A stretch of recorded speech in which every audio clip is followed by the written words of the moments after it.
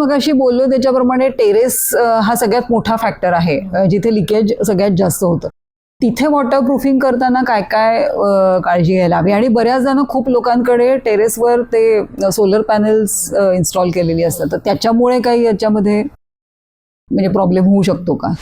वाटा आणि हा डिटेल मी म्हणजे आपण म्हटलं अनस्पोकन हिरोज जे असतात हे ते डिटेल्स आहेत जे आजच्या घडीला आपण नुसत्या गोष्टी स्लीक मिनिमल क्लीन फिनिशेस दिसण्यासाठी करायला लागलोय, पण हे डिटेल्स किती आवश्यक आहेत आणि जे उद्या तुमच्या आयुष्यात किती हॅवॉक क्रिएट करू शकतात, न देणं किती हॅवॉक क्रिएट करू शकतात. बाथरूम मध्ये स्लोप बरोबर नसणं हा जो कॉमन प्रॉब्लेम आहे, तर त्याला काही उत्तर आहे का? दुसरंच की फारशी तोडफोड न करता तो बरोबर करता येतो. हा स्लोप एक्झिस्टिंग कंडिशन मध्ये जास्त तोडफोड न करता तुम्हाला करायचं असेल की मोठी ऍक्टिव्हिटी नकोय, काही दिवसांचाच प्रश्न आहे, तर साधं एक सिमेंट आणि वाळू स्क्रीड जे आपण प्लास्टरसाठी वापरतो ते स्क्रीड बनवून डिझायर्ड स्लोप क्रिएट करून टाईल फिनिशिंग करू शकतो. जर का ती प्रोव्हिजन तुमच्याकडे फ्लॅटच्या लिमिटेड स्पेसमध्ये नसेल तर ही मशीन्स आजकाल हँगर्सच आहेत, जे बॉक्सेस आहेत, डिह्युमिडिफायर्स लावलेले आहेत. सो कपडे वाळत घाला, तो बॉक्स कव्हर होतो आणि जे ड्रायर काम करतो ते काम त्या रॅकमध्ये होतं आणि कपडे तुमचे वाळलेले बाहेर येतात. मागच्या भागात आपण लिकेज हा विषय चर्चेला घेतला होता.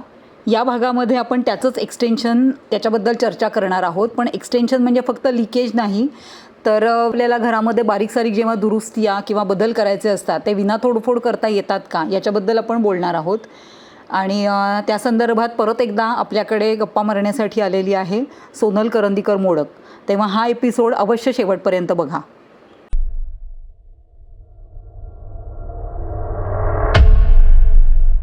लक्षात आलं लिकेज होत आहे किंवा तू आता जसं म्हणाली की पहिल्यांदाच ते ॲड्रेस करा वगैरे, काय काय पायऱ्या म्हणजे काय काय करायला पाहिजे त्याच्यासाठी बेसिक?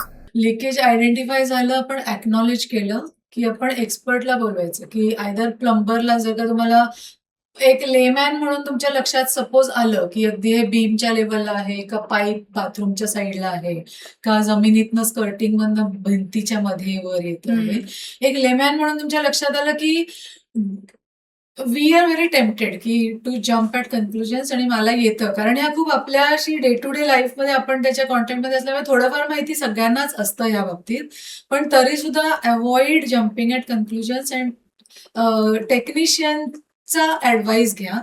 सो प्लंबरला बोलवा किंवा सिव्हिल इंजिनियर कोणी असेल त्यांना बोलवा तुमच्या माहितीत. त्यांच्या एकदा त्यांनी पाहणी केली की बघून त्यांच्या एक्सपिरियन्स प्रमाणे हे नक्की कशाचं आहे, लिकेज कुठल्या कारणामुळे होत असतील, प्रोबॅबिलिटी ते लोक जज करू शकतात. त्याप्रमाणे एकदा रूल आउट कर, एकदा रूट कॉज आयडेंटिफाय झालं की त्यानंतर आता वे ऑफ ऍक्शन, की आता मला कळलं हे लिकेज इथे इथे होत आहे, कशामुळे होतंय हे कळल्यामुळे ते किती डेंजरस आहे ते माझ्या लक्षात येईल, की तो एक इंजिनियर आपल्याला एक अंदाज देईल की हे किती अर्जंट आहे, याला अटेंड करणं ताबडतोब तुम्ही ऍक्शन त्याच्यावर घ्यायची गरज आहे का, त्याला वेट अँड वॉच, की काही टेस्ट कराव्या लागणार आहेत, की नुसतं बघून कळत नाही बुवा, 2-4 पॉसिबिलिटीज आहेत पण आपण टेस्ट केली. मॉइश्चर टेस्ट एक असते काही ठिकाणी, म्हणजे अशा 2-3 इंजेक्ट करून ड्रिल होल करून ते मशीन्स येतात, टूल्स असतात ह्यांच्या टेस्ट करायची, तर ते रेकमेंड करतात की टेस्ट करायची गरज असेल तर ती पुढची स्टेप आहे की टेस्ट करून घ्या. त्याच्या रिपोर्ट प्रमाणे मग पाण्याचं सीपेज किती आतपर्यंत झालं आहे, स्ट्रक्चरल सिस्टीम पर्यंत ते पोहोचलंय का, मग ते अर्जन्सी त्याच्यावरनं ठरेल. वे फॉरवर्ड म्हणजे ट्रीटमेंट कुठच्या प्रकारची गरज आहे, की फार धोकादायक नाहीये, नवीनच आहे, खूप आतपर्यंत पोहोचलेलं नाहीये, नुसतंच इंजेक्ट म्हणजे स्लरी इंजेक्ट करून ते गॅप्स असतील त्या बुजवून काम होणार आहे, मग ते बुजवायचं असेल तर पूर्ण ड्राय होऊ देणं आवश्यक आहे. तर त्यासाठी एक्सपर्टची ओपिनियन आणि त्याचा गायडन्स हा मस्ट आहे. कोणीही लिकेज दिसतंय, माझ्या घरात दिसतंय आणि आहे काय, आम्ही तर आयुष्यभर हेच करत आलो, किंवा मार्केटमध्ये पण खूप इझी गोष्टी डू इट युअरसेल्फ वाल्या आजकाल खूप गोष्टी अवेलेबल आहेत, पण try getting tempted to using that. एक्सपर्टला येऊ द्यात, कन्फर्म होऊ देत की तुम्ही जे म्हणता ते बरोबर असेलच, चूक आहे असं नाही म्हणणार, पण ते एकदा शिक्कामोर्तब झाला सर्टिफाईड माणसाकडनं की मग ट्रीटमेंट ठरवा आणि त्याप्रमाणे तुम्हाला आता ते काम तुमचंच करता येणार आहे का तुम्हाला कॉन्ट्रॅक्टरची गरज पडेल, कारण ते स्किल्ड असतं, हे असं सहज कोणीही कितीही तुम्हाला एक्सपिरियन्स असला तरी तुम्ही करावं असं अशी गोष्ट नाहीये. स्किल इन्व्हॉल्ड आहे याच्यामध्ये. तर त्या माणसाला कॉन्ट्रॅक्टरला बोलवा. आता कॉन्ट्रॅक्टर कसा, की शेवटी हे सगळं आयडेंटिफाय झालं की काम करणारा मनुष्य कॉन्ट्रॅक्टर आहे, त्याची माणसं आहेत. तर त्याचा अनुभव सगळ्यात पहिली गोष्ट असते. की चांगला अनुभव असलेला रेकमेंडेशन्स मधनं, की नुसतं ऑनलाईन जाऊन सर्च करून, हल्ली ऍप्स पण आहेत बऱ्याचशा, त्यांच्याकडनं करण्यापेक्षा तुमच्या माहितीतनं कोणी जर का रेकमेंडेशननी आलेला मनुष्य असेल त्यांना बोलवा. आणि don't close in on one person, की भलेही तुमच्या ओळखीच्या अगदी खास मित्रांनी दिलेले कॉन्टॅक्ट असेल ते कम्पेअर करा. 2-3 माणसांना बोलवा, त्यांच्याशी बोलून एक कम्फर्ट लेवल हे होते, की समोरचा माणूस किती म्हणजे बोलताना कन्व्हिन्सिंग आहे, की त्याला ह्याचं अंडरस्टँडिंग कितपत आहे, बरोबर. त्याचा ऍटिट्यूड टुवर्ड्स रिपेअर्स काय आहे, की तो जेन्युइनली जे करायची गरज आहे डिलिजंटली फॉलो करतोय की नाही. मग तुम्ही एकदा ठरवलं की कुठल्या मटेरियलनी म्हणजे सिलंट वापरायचं आहे, इंजेक्शन हवं आहे, का पूर्ण ओपन करून त्याला परत पाईप, जशी पाईपलाईनचं म्हटलं तर परत करायची गरज आहे. हे सगळं ठरलं की त्याचं एक बोलून आपल्याला एक अंदाज येतो. आणि हे सगळं करताना तो एक्सपर्ट तुमच्या बरोबर असणार आहे, सिव्हिल इंजिनियर म्हणा किंवा प्लंबर असेल बाथरूमच्या केसमध्ये. त्यांचा सुद्धा एक त्यांची ओपिनियन घेऊन तुम्ही ठरवा. आणि 3 कम्पॅरेटिव्ह कोट घेऊन एक कम्फर्ट लेवल तुम्हाला ज्याच्याबरोबर वाटते त्याच्याबरोबर. आणि शेवटी कोट पण आहे की ऍक्च्युअली महत्वाचं. की तुम्ही आता, मी नवी मुंबईत राहते, तुम्ही इथे अंधेरीत राहता किंवा दादरमध्ये, तर आमच्या एरियामध्ये हे पर्टिक्युलर ब्रँडचं प्रोडक्ट चालतं. ठीक आहे, ब्रँड आहे, ब्रँडेड गोष्टी वापरा. ते ब्रँड्स जेव्हा हे मार्केटमध्ये जेव्हा मटेरियल येतं, त्यांचं स्वतःचं एक टेस्टिंग होऊन त्यांनी एक प्रोसिजर प्रिस्क्राईब केलेली असते. तर हा वापरणारा मनुष्य किती डिलिजंटली ती प्रिस्क्राईब केलेली प्रोसिजर फॉलो करण्यात इंटरेस्टेड आहे, की बायपास करून चलता आहे ऍटिट्यूडवाला आहे, तो एक अंदाज येतो. ते अवॉइड करा, की शक्यतो ज्या ज्या स्टेप्स केल्या त्याच्यात अतिशय सिन्सिअरली त्या स्टेप्स फॉलो करणारा मनुष्य असू देत, की हो तुमचा अनुभव नक्कीच काउंट करतो, पण त्या अनुभवाबरोबर ह्या कंपनी जर का ब्रँडेड काही स्पेसिफाय करतायत, ते बायपास तर होत नाहीये ना, हे कन्फर्म करणं तुमचं काम आहे. आणि इंजिनियर असतो तुम्हाला हे करणं. तर ह्या सगळ्या स्टेप्स जर का काळजी घेतली ना, तर तुम्हाला कॉन्ट्रॅक्टर कडनं सुद्धा चालढकल करायची किंवा ही शक्यता कमी होते. आणि comparative quote is always helpful. कारण एक तर झालं क्वालिटी ऑफ जे काम मटेरियल एक झालं, काम करणाऱ्याचा एक्सपिरियन्स एक झाला, आणि डिलिजन्स. आणि मग शेवटी येतं ते खिशाशी, पे करताना मला परवडतंय की नाही, की माझं बजेट इतकंच आहे, की जेन्युइनली मला आता शक्य नाहीये एवढा खर्च करणं, तर त्याला काही ऑल्टरनेटिव्ह आता आहे का. तर हे सगळे ऑप्शन्स तुम्हाला देणारा एक्सपर्ट असेल तर तो कधीही फायद्याचा. की स्वतःच्या जजमेंटवर नका जाऊ.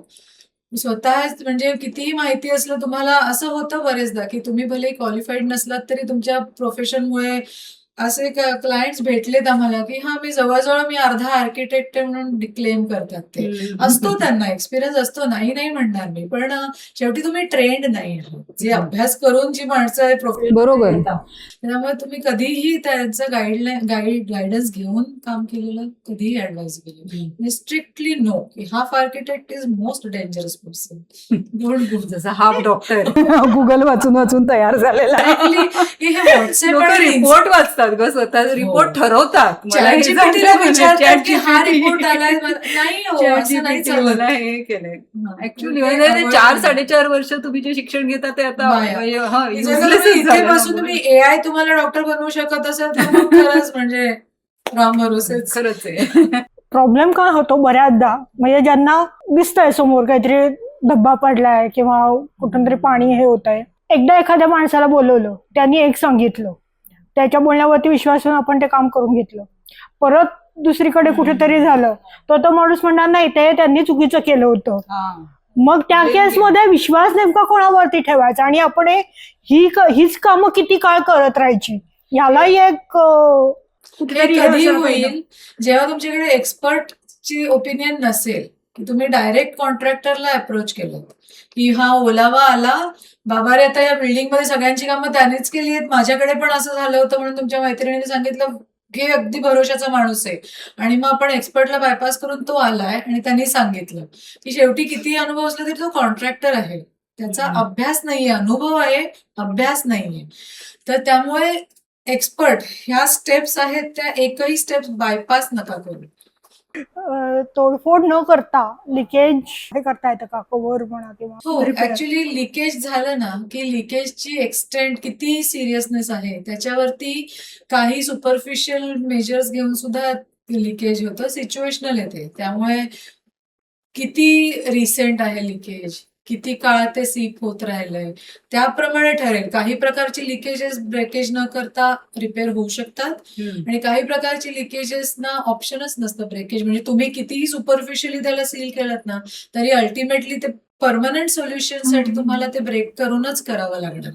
तर ते समजणं आवश्यक आहे.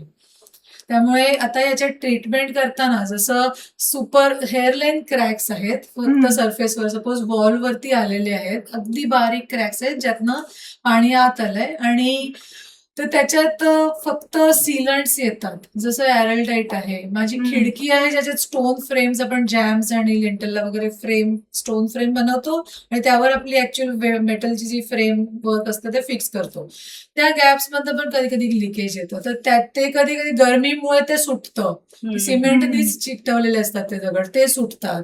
कधी अनइव्हन सेटलमेंट की स्ट्रक्चरल स्टॅबिलिटी जी प्रेडिक्टेड होती ते काहीतरी अनबॅलन्स झाला त्या लोड ट्रान्सफरमध्ये आणि म्हणून तो स्टोनच क्रॅक झाला आहे, तर त्या क्रॅकमधनं लिकेज होत आहे.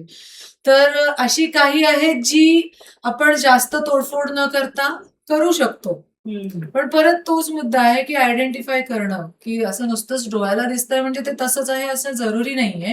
डोळ्याला दिसतंय त्यापेक्षा जास्त सुद्धा सिव्हिअर डॅमेज आतमध्ये झालेला असू शकतो आणि तो तुम्हाला प्रत्यक्ष त्या फील्डमधला माणूस तुम्हाला गाईड करू शकेल त्याच्यात. तर हेअरलाईन क्रॅक्स येस, आजकाल इंजेक्शन्स येतात, ती नुसती स्लरी इंजेक्ट करून ती एअर गॅप पॅक झाली की तुमचं surface is again good to go. काही म्हणजे खूप वर्ष जुन्या बिल्डिंग्समध्ये बीमचं बॉटम आणि जिथे भिंत सुरू होते तिथे व्हाईट क्रॅक्स दिसायला लागतात. ते क्रॅक्स फक्त सरफेसवर आतल्या बाजूला आहेत की फक्त बाहेरच्या बाजूला आहेत, दोन्ही साईडला असतील तर त्याची सिव्हिरिटी अलग वेगळी आहे. तर ते आयडेंटिफाय करणं की, आणि ते खरंच आहे स्टेप बाय स्टेप की टिकमार्क, जसे हे झाले चेक पॉइंट्स, यातलं हो पहिली गोष्ट क्रॅक हेअरलाईन होता, मग 1 मिलीमीटरचा आहे, 3 मिलीमीटरचा आहे, मग टेस्ट केलं आम्ही, अशा एक्सपर्टला बोलवलं, टेस्ट करून झाली, मग तो क्रॅक 3 मिलीमीटर पेक्षा मोठा दिसतो आहे पण सीपेज पाणी आतपर्यंत त्याहून जास्त गेलं नाहीये, 10-15 दिवसच झालेत हा दिसतोय आणि अजून ते मुरायचंय पाणी. तर हे एक एक रूल आउट करत जाऊन जे तुमचं ultimately you arrive at a solution, की ॲज अ थंब रूल नाही येतो, सिच्युएशनल आहे की सेम दिसणारा पॅच ह्या घरातला आणि दुसऱ्या घरातला ट्रीटमेंट वेगळी द्यावी लागू शकते. हा एक मुद्दा आहे की टेस्ट करा म्हणते मी, तेव्हा कशा टेस्ट करणार? भिंतीवरती नुसतं टॅप करून बघा, हात लावून बघा, भिंत जरी डॅम्पनेस नसलं ते गार वाटते का ती भिंत? आजूबाजूच्या याच्यापेक्षा आणि याच्यापेक्षा ती भिंत थोडी गार लागते की आतमध्ये डॅम्पनेस आहे जो अजून बाहेर सरफेसवर आलाच नाहीये. मग टॅप करून बघा पोकळा आवाज येतोय का? पोकळा आवाज आल्यावरती आवाज आला म्हणजे ते पोकळा हे एस्टॅब्लिश झालं. हॅमर टेस्ट करून बघा की प्लास्टर ते तसं तर ठेवणं ऍडवायझेबल नाहीच आहे, ते काढावं तर लागणारच आहे. हॅमर करून तो मनुष्य मग बघेल की किती निघतंय, की छोटासाच पॅच आहे का मोठा पसरलेला आहे. धक्कन पडतंय खाली. भिंत असेल तरी एक वेळ ठीक आहे. स्लॅब्स जशा हल्ली होतात हे इन्सिडेन्सेस खूप, की आत्ताच हल्ली कोपरखेरणेमध्ये झाली होती की तर स्लॅबच अख्खीच्या अख्खी म्हणजे नुसतंच प्लास्टर येतं, कधी अख्खीच्या अख्खी स्लॅब येते की आतमध्ये ते लिकेज इतकी वर्ष इग्नोर झालंय की ते सळयाच त्यांच्या पूर्ण करोड झालेल्या आहेत. रिइन्फोर्समेंटचे स्टीलचे रॉड्स आहेत तेच उरले नाहीयेत, इतक्या एक्सटेंड पर्यंत दुर्लक्ष झालेलं आहे. सो ते एक एक स्टेज बाय स्टेजच की मला भलेही वाटेल की हे एवढंसच दिसतंय, माझा खोकलाच आहे नुसता, तर मी नुसतं लॉजिन्स खाऊन माझं तो बरं वाटेल, मला परत टेम्पररी रिलीफ मिळाला, चला मी बरी झाले का नाही, परत उद्या सकाळी उठल्यावर परत ते सुरू झालं, काढे घेऊन फायदा होतोय का नाही, बाबा हा 4 दिवस जातच नाहीये आता प्रॉपर. मग डॉक्टरकडे गेल्यावर समजतं की अरे हे वरचं इन्फेक्शन नाहीये, कुठेतरी लंग्स मध्ये येतं, कारण कुठेतरी ते दुसरीकडेच आहे. सेम वे ही गोष्ट पण मग या ज्या टेस्ट आहेत त्या एक्सपर्टनीच करायच्या नाही, हा एक एक्सपर्ट हे बघून लोक जाऊन हातोडे मारतील. नाही एक्सपर्ट हे अजून तू underlined- एरोलाइट सारखं आहे.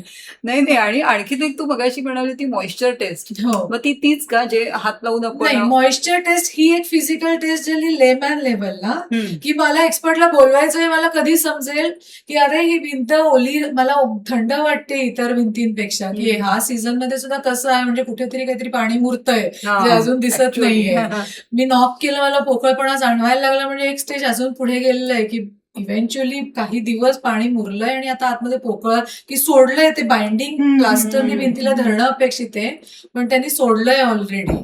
म्हणजे हे कुठेतरी 2-4 वेळा 10 वेळा झालंय म्हणून ते त्यांचं बाइंडिंगच गेलेलं आहे.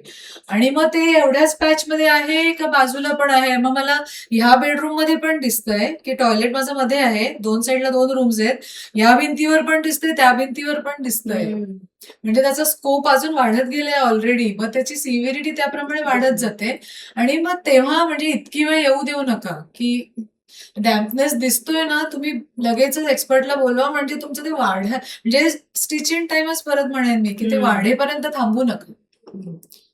आणि हो तिथे म्हणजे मॉइश्चरची टेस्ट असते, टूल्स असतात. काही ठिकाणी फक्त ते मशीन, 2-3 प्रकारची मशीन्स आहेत. ते मशीन हँड हेल्ड मशीन आहे, जे फक्त भिंतीकडे ओरिएंट करून ते फक्त सरफेसला टच केलं की मॉइश्चर, म्हणजे त्याच्यात रेडिओ मॅग्नेटिक वेव्ह जातात, त्याच्यामध्ये मग त्याचा रिस्पॉन्सेस गेज करतं मशीन, आणि पाणी कुठपर्यंत आहे.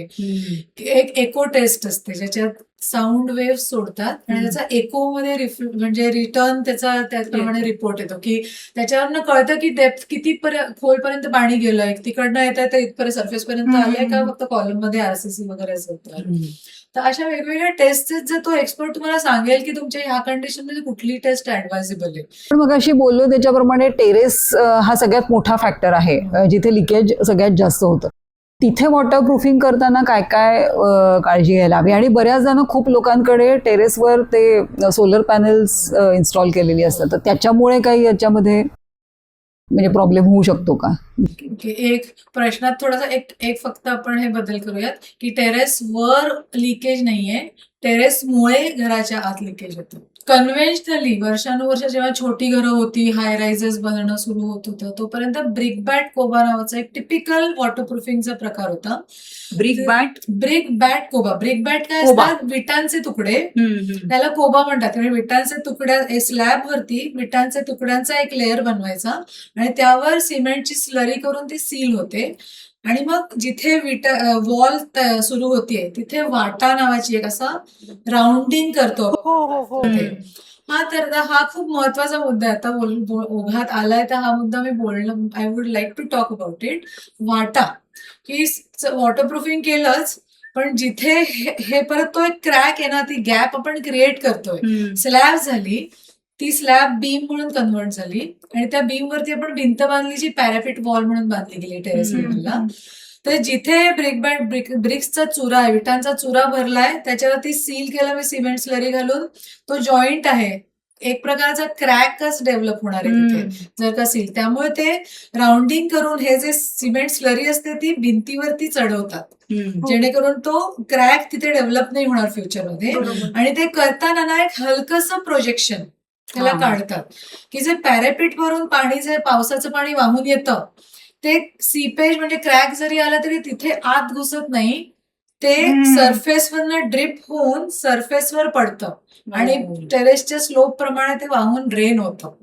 छोटासा डिटेल आहे. आपल्या घराच्या खिडक्यांवरती जे छज्जे प्रोजेक्शन्स असतात, सगळ्या हायराईज बिल्डिंग मध्ये म्हणा, इंडिपेंडंट बंगल्यांमध्ये म्हणा, शॉप्स मध्ये म्हणा, जिथे आपण अगदी रोड फेसिंग शॉप्स आहेत, तुम्हाला सपोज ऑफिसेस आहेत, छज्जे असतातच. अगदी आपल्या ह्या वेदरमध्ये छज्जांची गरज पडतेच. तर छज्जा हा नुसता प्रोजेक्ट होणारी स्लॅब इतपत आपल्याला एक कॉमन मॅन म्हणून दिसतं. त्याचं जे बाहेरून प्लास्टर केलेलं असतं ना, नीट क्लीन फिनिशेस म्हणून आपण की सपाट स्मूथ अगदी राईट अँगल मध्ये फिनिश करतो. त्याच्यात होतं काय, छज्जाच्या वरनं येणारं पाणी जे तो ओघळणारच आहे ना खाली शेवटी, कारण छज्जा बनवताना वरची जी सरफेस असते त्याला हलकासा स्लोप दिलेला असतो, जेणेकरून पाणी तिथे साठून नाही राहत आणि वाहून जातं. आणि ते पाणी जेव्हा असे व्हर्टिकल सरफेसवर येतं ना, ते वाहून जायच्या ऐवजी जर का हा राईट अँगल असेल तर पकडून ना आतमध्ये ओघळ येतात. सिम्पल. त्यामुळे खिडकीतनं लिकेजेस येतात बरेचदा. ते फ्रेम पर्यंत ते पाणी पोचतं पूर्ण छज्जाच्या लेवलमधनं, आणि फ्रेम जी आपली अल्युमिनियम फ्रेम असते त्याला पकडून ते गॅप्स मध्ये पटापट ते अक्षरशः तासाभरात ते पसरतं सगळीकडे. Just imagine a stone surface, smooth stone surface, पाण्याचा ड्रॉप टाकलाय आणि एक छोटासा काचेचा तुकडा त्याच्यावर ठेवला, पाणी कसं पटकन बघा, तो इफेक्ट कॅपिलरी ऍक्शन आहे, बरोबर. पटकन पाणी पसरतं. तर ते किती मोठी ऍक्शन आहे ना, ते टाळण्यासाठी एक अतिशय छोटासा डिटेल असतो. जे प्लास्टर करणारे लेबरर्स असतात त्यांना, जे वर्षानुवर्ष काम करणारे त्यांना माहिती असतं, छज्जाची खालची जी सरफेस आहे, जिथे हा जो राईट अँगल सरफेस आपण प्लास्टरिंग करणार आहे, इथे एक नुसती ग्रूव्ह बनवतात ते लोक, जेणेकरून हे पाणी जे इथे ओघळ येतो त्याची मुवमेंट आपण ब्रेक करतो. ते खिडकीपर्यंत येत नाही, आणि इतके छोटे छोटे डिटेल्स, वाटा आणि हा डिटेल, मी म्हणजे आपण म्हटलं अनस्पोकन हिरोज जे असतात, हे ते डिटेल्स आहेत, जे आजच्या घडीला आपण नुसत्या गोष्टी स्लीक, मिनिमल, क्लीन फिनिशेस दिसण्यासाठी करायला लागलोय, पण हे डिटेल्स किती आवश्यक आहेत, आणि जे उद्या तुमच्या आयुष्यात किती हॅवॉक क्रिएट करू शकतात, न देणं किती हॅवॉक क्रिएट करू शकतात. असे काही छोटे छोटे डिटेल्स जर का तुम्हाला रेकमेंड केले ना, तर ते नुसतं दिसण्यासाठी नका तुम्ही त्यांना कॅन्सल करू, कॉम्प्रोमाइज नका करू. आहे असणं अपेक्षित आहे, ते करा. तुम्हाला उद्या जेव्हा त्रास होणार नाही ना, तेव्हा तुम्हाला हे लक्षात पण येणार नाही ते त्याच्यामुळे होत नाही मला त्रास, पण दॅट इज अ बेटर. म्हणजे बाकीचे लोक रडतायत आणि आपण आनंदात आहोत. नुसतंच डिझाईन जस्टिफाय करण्यासाठी ब्लाइंडली जेव्हा आपण क्लीन फिनिशेस देतो, हे डिटेल्स नका कॉम्प्रोमाइज करू. म्हणजे हे डिझायनर्स, प्रोफेशनल्सना सुद्धा हे सांगणं आहे माझं, की मागायला लेमॅन मागणार ना, तुम्ही त्याला जोपर्यंत अवेअरनेस देत नाही त्यांना माहिती असणं अपेक्षित नाहीये. ऍज अ प्रोफेशनल हे माझ्याकडनं तुम्हाला सांगणं अपेक्षित आहे. खूप छान. हा एक वेगळा हे होता, म्हणजे जे तू आता बोलली, वाटा आणि हे. आणि मग वाटा आपण कसं त्या विषयावर पोचलो, आपण वॉटरप्रूफिंग बद्दल बोलत होतो.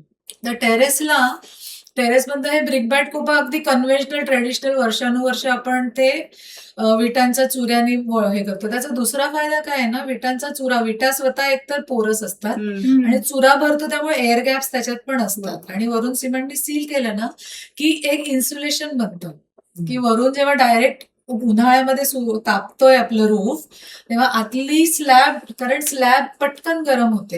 हा सिमेंट आहे, शेवटी सिमेंट हा दगडाचा चुरा आहे, हे जे मटेरियल आहे ते पटकन हीट ऍब्झॉर्ब करणारं मटेरियल. तर ती एअर गॅप आहे, स्लॅबला प्रोटेक्ट करते, आणि आतली हवा त्यामुळे तेवढं टेम्परेचर ट्रान्सफर होत नाहीये. सो तो एक इनडायरेक्ट इफेक्ट आहे, की इन्सुलेशन हे सुद्धा नुसतंच वॉटर ब्रिक बॅट कोबाचं ते एकच कारण नाहीये.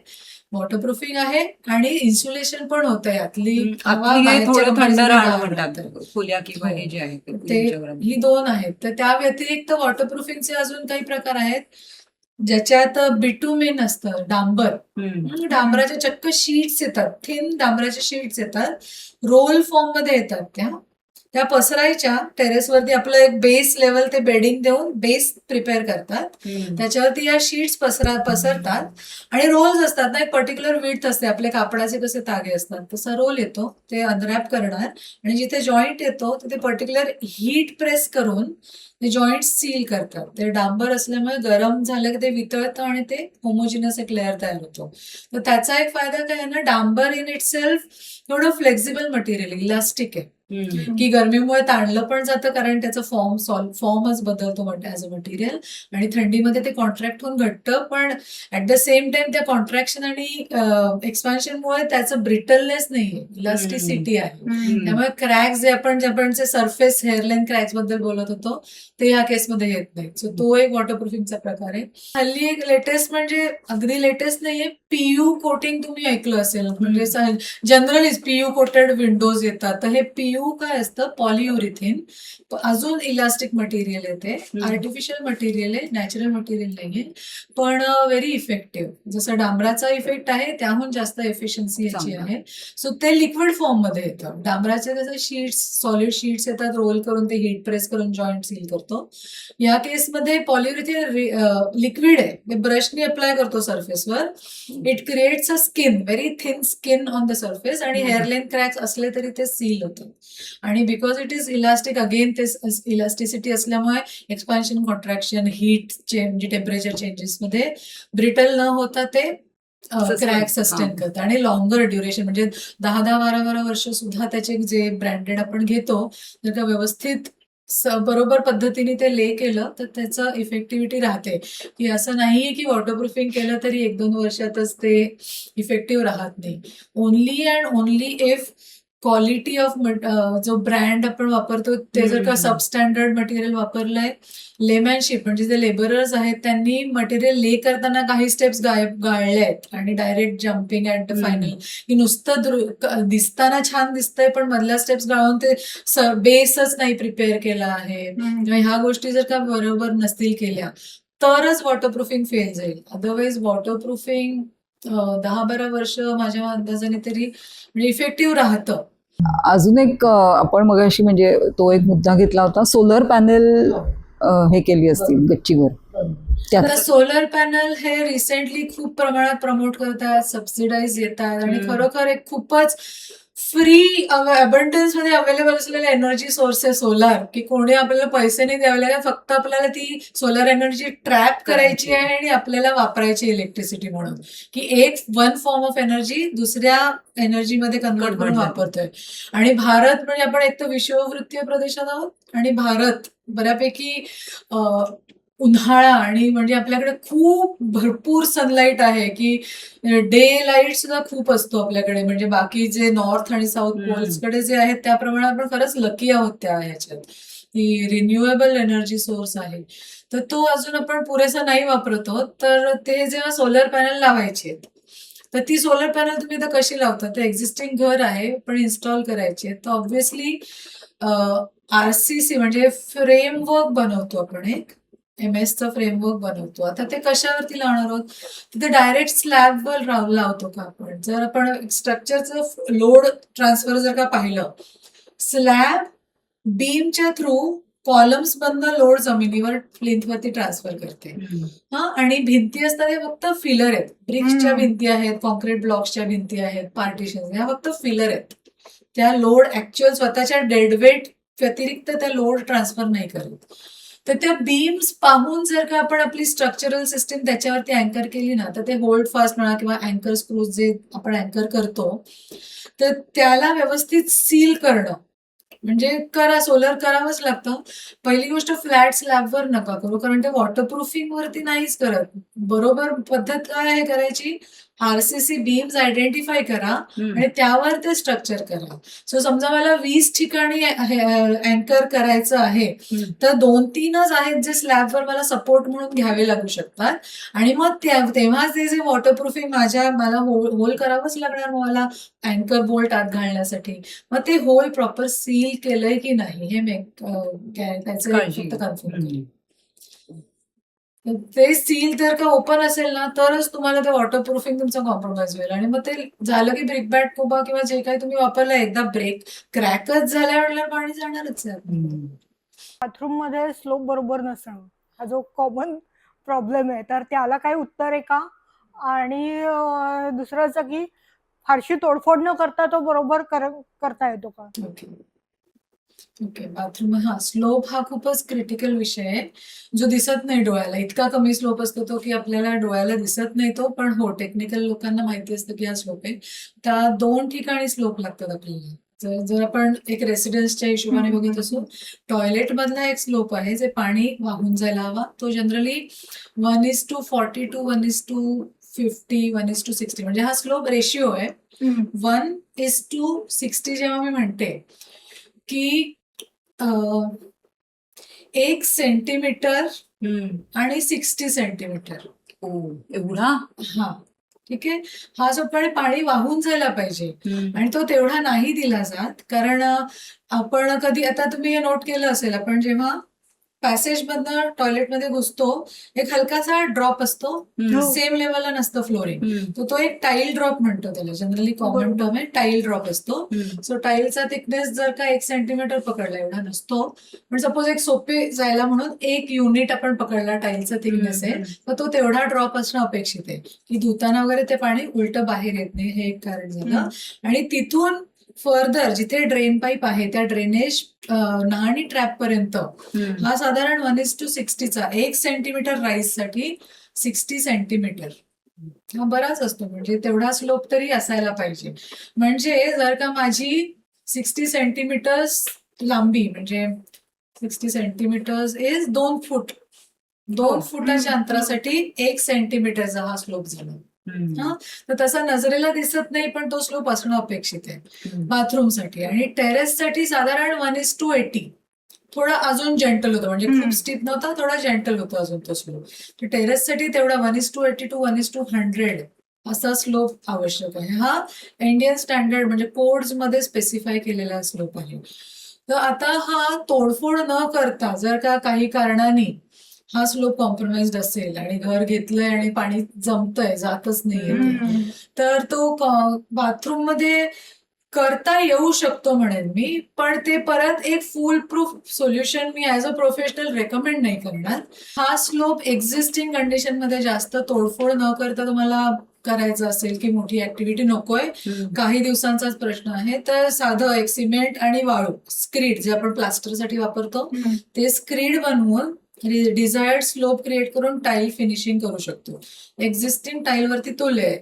त्याचे साईड इफेक्ट्स काय आहेत? एक तर आपली हाईट जी एक्झिस्टिंग आहे ती साधारण स्लोप अचीव्ह करण्यासाठी 1-1.5 इंच, म्हणजे साधारण 2.5 सेंटीमीटर तरी कमी होईल.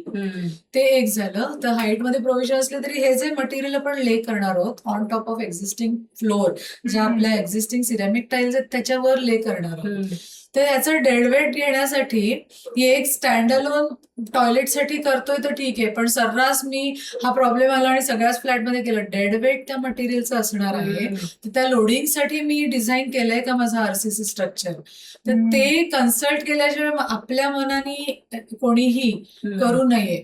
आणि म्हणून मी तर शक्यतो as a professional me recommend नाही करणार, पण हे करताना आम्ही बघतो प्रॅक्टिसमध्ये ह्या गोष्टी होतात. सो बाथरूमसाठी शक्यतो अवॉइड करावं हे. टेरेस लेवलला तुम्ही हे करू शकता की कारण ऑलरेडी वॉटरप्रूफिंग केलंय, डिझायर्ड स्लोप अचीव्ह नाही झाला. असं पण होऊ शकतं की कारण त्याचा एक्सपॅन पण मोठा असतो टेरेसमध्ये ना, लांबी जास्त असते ड्रेन पर्यंत. तर असंही सोल्युशन आहे, सिम्पलचं सोल्युशन की काही म्हणजे जे सिमेंटचं बेस तयार करतोय आपण, कारण तिथे सिरॅमिक टाईल्स नसणार आहेत, फ्लोरिंग टाईल आहे किंवा सिमेंट फ्लोर आहे, तर त्याच्यात एक गटर सारखे हलकंसं डिप्रेशन सुद्धा आपण स्मूथ हे सिमेंट स्क्रीड मध्ये क्रिएट करून पाण्याला चॅनलाइज करू शकतो. जिथे आयसोलेशन मध्ये प्रॉब्लेम आलाय ते पाणी चॅनलाइज करून काढू शकतो. की भलेही ते दिसायला स्मूथ फ्लोर एक सीमलेस नाही दिसणार, पण पाणी जमत नाहीये. सो मोठा प्रॉब्लेम काय आहे ते आपण ठरवायचं आणि असं एक जास्त तोडफोड न करता असं सोल्युशन आहे. किंवा मग हा जो लेअर मी दुसरा लेअर द्यायचा म्हटलं होतं की अगदीच तुमचा एक सरफेस प्लेनच तुमचं सपाट झालंय, तो स्लोप आलाच नाहीये, तर मग एकीकडे भर घालून तुम्ही तो अचीव्ह डिझायरेबल स्लोप तुम्ही आणू शकता. फक्त एक ते डेडवेटचा विचार की स्ट्रक्चर माझं डिझाईन आहे का एवढं डेडवेट, त्यामुळे तिथे इंजिनियरचं इंटरव्हेन्शन परत आवश्यक आहे. हे असं आपणच शक्यतो करू नये, मिनिमम तोडफोड न करता. हे उत्तर झालं, पण अवॉइड करा शक्यतोवर तोडफोड करून केलेली कामं. आता आपल्याला खूप जास्त हॅसल वाटतं, पण ती टाइम प्रोवन असतात आणि लॉंग टर्म असतात आणि जास्त रिलायबल होतात. एक ना म्हणजे काय माझ्या वैयक्तिक याच्याशी खूप तो कनेक्टेड म्हणूयात असा विषय आहे. पावसाळ्यामध्ये स्पेशली हा प्रॉब्लेम जास्त येतो की घरामध्ये आजकाल मुंबईत तर बाल्कनी अलाउ करत नाहीत, म्हणजे नसतेच, नवीन फ्लॅट्सना बाल्कनी नसते. पॅसेजही असला तर असतो किंवा तो अशा ठिकाणी असतो किंवा इतका छोटा असतो की तिथे कपडे वाळत घालायची सोय नसते आणि कपडे वाळत नाहीत. 4 सेट्स घेणं हा एक त्याला हे आहे, पण तरी पण आपण आता आजचा जो विषय आहे त्या अनुषंगाने आणि पावसाळा म्हणजे तो एक साईड अँगल म्हणून ठेवून ह्याच्यासाठी म्हणजे कपडे वाळत घालायची अशी काही हे करू शकतो का प्रोव्हिजन की जेणेकरून ते व्यवस्थित वाळतील आणि एक्झिस्टिंग याच्यामध्ये फार काही बदल न करता. स्टँड तर येतात, तसा स्टँड मी पण म्हणजे माझ्याकडे पण आहे, पण परत तो कुठे ठेवायचा काय, हां म्हणजे खिडकीजवळ ठेवायचा तर वाऱ्याबरोबर पाऊसही येतो.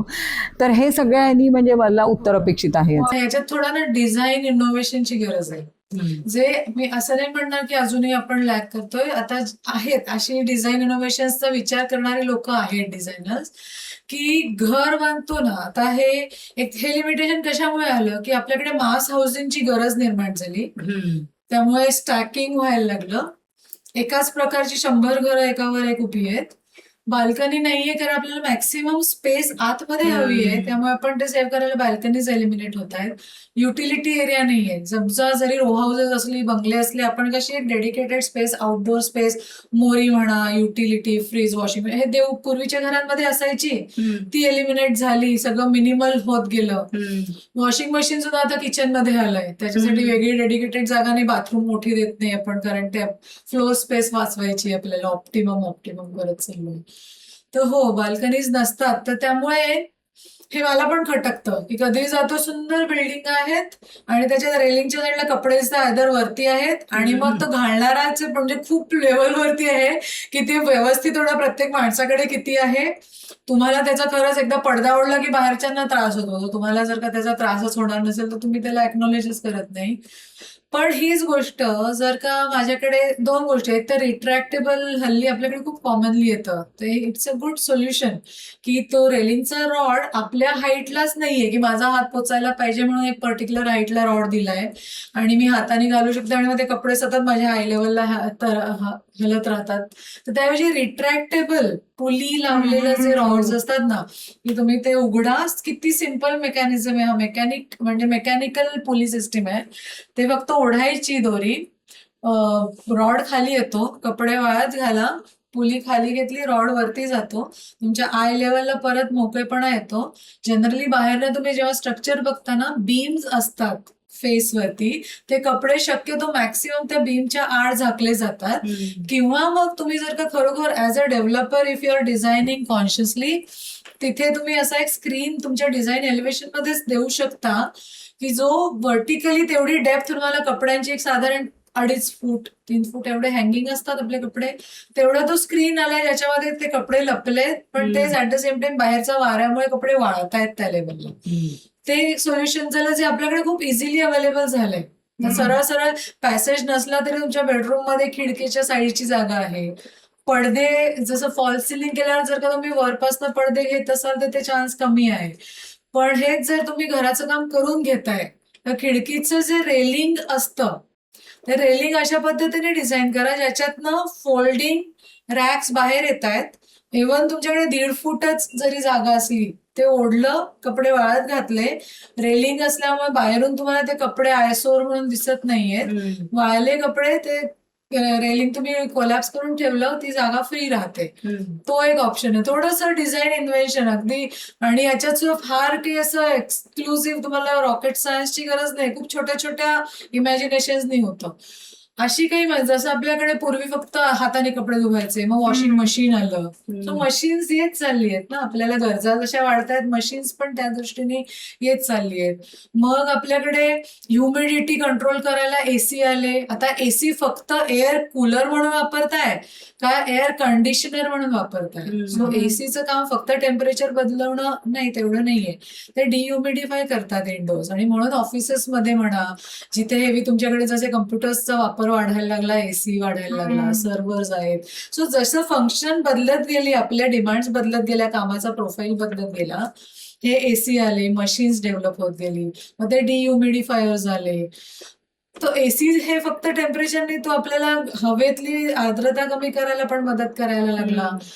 तसेच हे स्पेशली डिह्युमिडिफायर असलेली मशीन्स म्हणजे रॅक्स आहेत, जे बॉक्स आहे, त्याच्यामध्ये कपडे डिह्युमिडिफाय होतात. जसे आपले कपड्यांचा ड्रायर असतो जो सेमी, आपली जी सध्या भारतामध्ये कॉमनली जी मशीन्स आपण वापरतो, एक सेमी ड्राईंग स्टेजला येतात आणि मग हलकासा वारा लागला की कपडे वाळतात. या स्टेज पर्यंत आपण कॉमनली वापरतोय. आता वेगळे ड्रायर्स कपड्यांचे यायला लागले आहेत, ज्याच्यासाठी प्रोव्हिजन केले, तर ते कपड्यांचा ड्रायर अक्षरशः कोरडा ठक्क कपडा बाहेर पडतो बरोबर, ना. अगदी म्हणजे घडी घालून तुम्हाला ठेवता स्टीम येतात असे. करूनच तो कपडा पूर्ण कोरडा होऊन येतो, तो एक ऑप्शन आहे. त्याच्यासाठी जागा लागते परत. जर का ती प्रोव्हिजन तुमच्याकडे फ्लॅटच्या लिमिटेड स्पेसमध्ये नसेल तर ही मशीन्स आजकाल ना हँगर्सच आहेत, जे बॉक्सेस आहेत, डिह्युमिडिफायर्स लावलेले आहेत. सो कपडे वाळत घाला, तो बॉक्स कव्हर होतो आणि जे ड्रायर काम करतो ते काम त्या रॅकमध्ये होतं आणि कपडे तुमचे वाळलेले बाहेर येतात. सो ते तुम्ही असे काही पॅचेस घरात इंटिरियर जर का करूनच घेत आहात त्याची प्रोव्हिजन तुम्ही करू शकता. पॅसेज नसलं तरी की वॉर्डरोब आहे, एखादा कॉर्नर साईड वॉल आहे, तिथे क्रिएट करू शकता तुम्ही. जसे आपण स्प्लिट एसीला किती इझिली ऍक्सेप्ट केलं आपल्या इंटिरियर मध्ये. खरं म्हणायचं तर त्याच्यात सौंदर्य काही नाहीये, पण प्रत्येकाच्या प्रत्येक रूम मध्ये तो एसी असतोच. आता हळूहळू लोकांना ते खटकायला लागलंय, त्याला कव्हर करायला थोडं इंटिरियरच्या थीम मध्ये त्याला व्हायला लागलंय. तर तसे ह्या गोष्टी पण इन्कॉर्पोरेट करू शकतो. तर ही मशीन्स आता भारतात सुद्धा आपल्याला महत्वाच्या शहरांमध्ये मिळायला लागली आहेत. अजून घरोघरी पोहोचेपर्यंत थोडा वेळ जाऊ शकतो, पण मला वाटतं खूप फटाफट ह्या गोष्टी. पण आता ज्यांच्या घराचं ऑलरेडी झालेलं आहे सगळं इंटिरियर वगैरे, तर तू आत्ताची मशीन सांगितली तर अजूनही ते इन्कॉर्पोरेट करू शकतो. जसं आपल्याकडे लॉफ्ट असेल त्या लॉफ्ट मध्ये हे मशीन फिट होऊ शकतं. जसं वॉर्डरोब एक पर्टिक्युलर हाईट पर्यंत आपण घेतो की 6 फूट 6.5 फूट, एक घरात राहणाऱ्या माणसांच्या एक कम्फर्टेबल हाईट पर्यंत स्टँडर्ड एक 6 ते 7 फुटाच्या मध्ये ती हाईट कमी जास्त होते. त्याच्या वरचा भाग तो तसाही इनऍक्सेसिबल आहे. तिथे आपण कायम डम्पिंगला लगेज आहे, रिकाम्या बॅगा आहेत, एक्स्ट्रा थंडीच्या दिवसांमध्ये अशा ठेवतोच ना, तर त्यातला एक पार्ट आपण हा तिथे मशीन फिट करू शकतो. थोडी आहे म्हणजे नॉन इन्व्हेसिव्ह नाहीये, थोडे एफर्ट्स घ्यावे लागतील की एक्झिस्टिंग घरात फिट करायचं झालं तर रिअलाइनमेंट बाकीच्या गोष्टींची करायला लागेल, पण आहेत सोल्युशन आजच्या घडीला अवेलेबल आहेत. सोनल आज इथे आली, तिने खूप गोष्टींवर प्रकाश पाडला. थोडासा टेक्निकल होतं हे, आम्हाला तीच भीती होती की हे कितपत हे होईल, पण मला असं वाटतं की खूप गोष्टी म्हणजे या आम्हाला समजल्या, आमच्यासारख्या मठ्ठ विद्यार्थ्यांना ज्यांनी आतापर्यंत या विषयाशी काडीत काही संबंध नव्हता आमचा, पण हा लेमॅन, त्यामुळे ह्या सगळ्यांनाच कळतील अशा प्रकारे तिने तिच्या यांनी खूप छान म्हणजे प्रयत्न केलेला आहे तशा प्रकारे उत्तरं देण्याचा, आणि त्याबद्दल तुला शतशः थँक्यू. हा एपिसोड जास्तीत जास्त लोकांपर्यंत शेअर करा, चॅनलला सबस्क्राईब करा आणि बेल आयकॉनवर क्लिक करायला विसरू नका. धन्यवाद.